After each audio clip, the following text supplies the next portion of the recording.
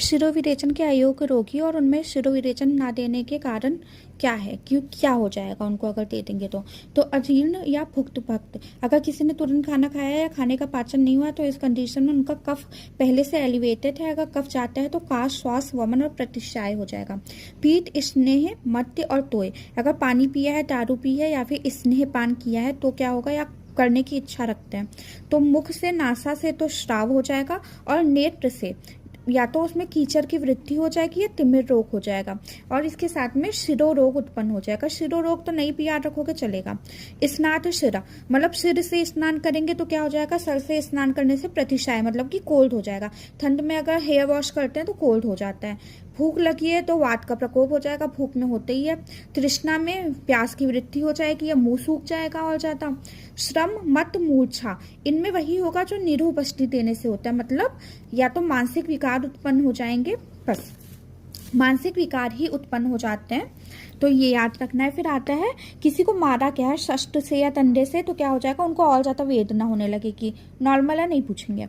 व्यायाम, व्यायाम, पान, इनसे जो क्लांत हो चुके हैं, तो कांता नाम की एक मेड है, उनको क्या होता है, शाम तक आते आते उनको हेडेक होने लगता है शोल्डर में और उनके चेस्ट रीजन में और नेट में क्या हो जाएगा, बहुत पेन होने लगता है क्योंकि वो बहुत काम करती है। किसी को नव ज्वर हुआ है या शोक से वो अभितप्त है तो क्या हो जाएगा, उनकी जो ऊष्मा है वो नेत्र नाड़ियों का अनुसरण करेगी और वहां पे तिमिर रोग उत्पन्न कर देगी, और जो ज्वर था उसकी और ज्यादा वृद्धि भी हो जाएगी। विरक्त में क्या होता है, इंद्रियों का नाश हो जाता है, अगर विरेचन के बाद में शिरोविरेचन दे देंगे तो इंद्रियों का नाश हो जाएगा। अनुवासन के बाद अगर शिरोविरेचन दे देंगे तो कंदू और कृमि दोष हो जाएंगे सिर में।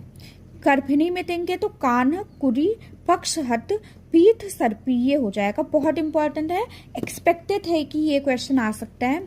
तो अगर गर्भिणी में हम लोग शिरोविरेचन करते हैं तो जो बालक होता है वो क्या तो काना होता है, कुरी होता है, पक्षाघात या फिर पंगु होता है।